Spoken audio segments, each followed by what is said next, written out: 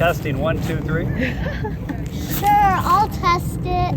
Running bing, bing, bing. The buzzer. It's time. Yeah. Welcome to A Connection is a Connection, the show where we take a break from business talk and dive into the personal side of things.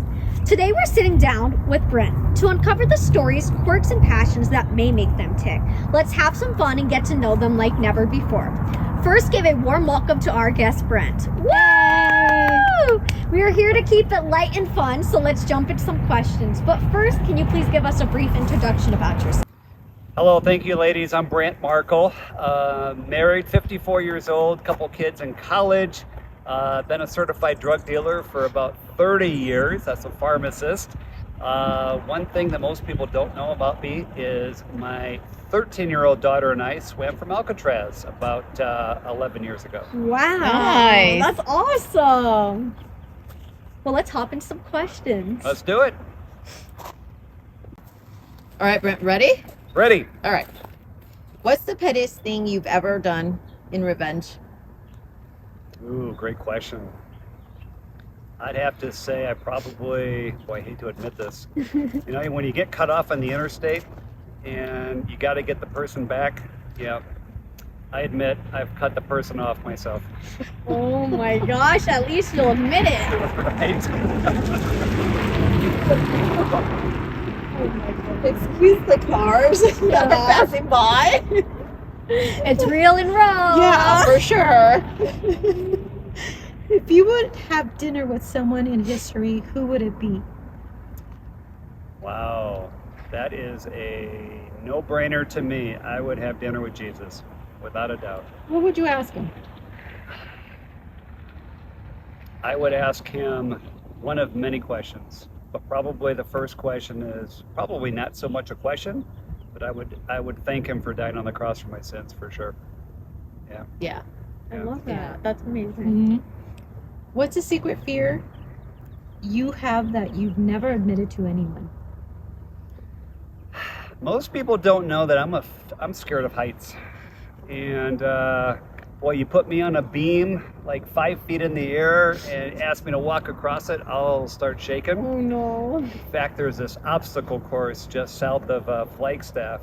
There's 5 different levels. I barely made it past the first level, walking across this beam. And my kids, they went all the way to the 5th level, up there, several feet up in the air. And you'd never do it again. And I would never do it again.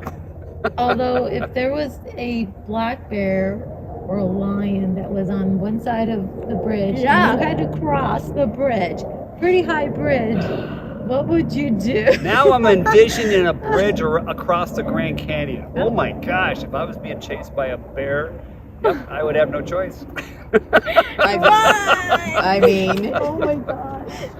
I'd rather conquer the bridge than conquer the bear. yeah. All right. Let's use the other car that's passing by. Directing some traffic over here.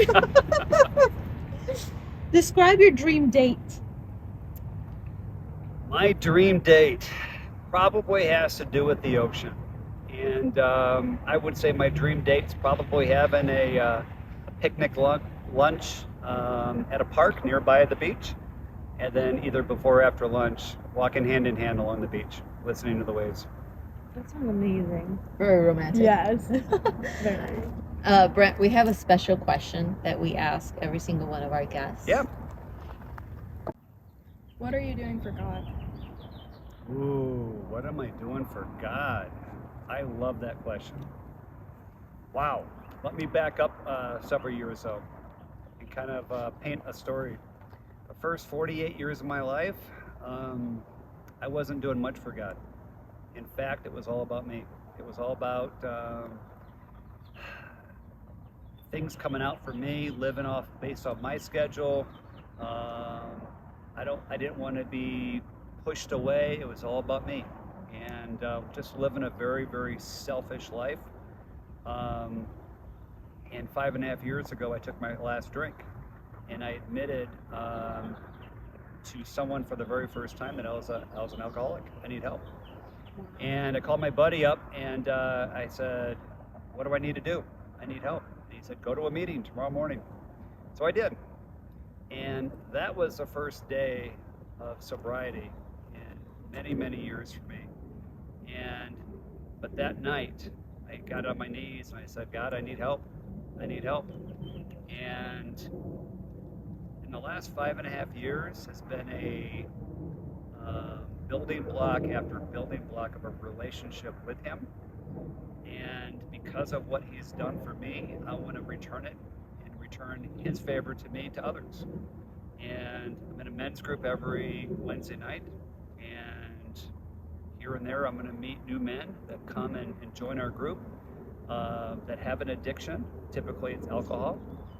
And I'm able to help that person and share my story with them and other people that I encounter.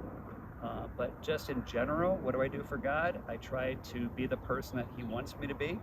I'm more conscious of it in the last 5.5 years than I was in my first 48.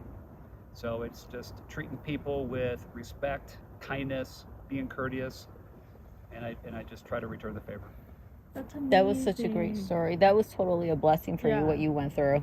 Seriously, Thank a you. blessing, and you're really brave to talk about it because most people wouldn't. So thank you for Of course, sharing. absolutely, thanks. All right, let's get into some more questions. If you could relive one day of your life, which one would it be and why? First thing that comes to mind. Now the ducks want to join the video and the ducks too. want to answer before I do. Yes. It would be reliving my first day of sobriety for sure, because that was the first page of the next chapter of my life. That's Yes. incredible. And you always remember back to that day. Absolutely. That's awesome. Yep. When do you feel the most at peace or truly yourself?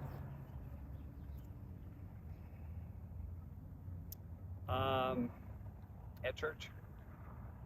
In fact, I was just sharing that I went to a worship night last night with Noelia, and it was an hour and a half. It was probably the best concert I've ever gone to. And it was 4 different worship teams from 4 different churches coming together as one. And it was an amazing concert. I mean, during certain songs, my arm hairs were sticking up. I'm crying from certain songs that trigger me just because of the life that I used to live. But yeah, I typically feel in the moment when certain songs come up, whether it's on the radio, at church, I'm in the moment. I love that. That's incredible. Do you spend time with God alone? I do. I wake up every morning and I have 3 different devotional books that are the first and foremost. Well, I get coffee first. Then I pull up my 3 devotional books and I spend 5 or 10 minutes with God reading my books in the morning. Do you feel peace at that time? I do. Absolutely. It's a great way to kick off the day. Yeah, it's a great start. So you do that every morning? Every morning. Awesome. And if you don't do it, like your day I doesn't... feel it. You know, if Yeah. I'm gone or if I don't bring my books, I'm on vacation, I feel it at some point during the day that, you know what, I didn't start my day off right. It makes such a big difference. If you were a flavor of ice cream, what flavor would you be and why? Oh, wow. You know, I've always been fond of Neapolitan ice cream.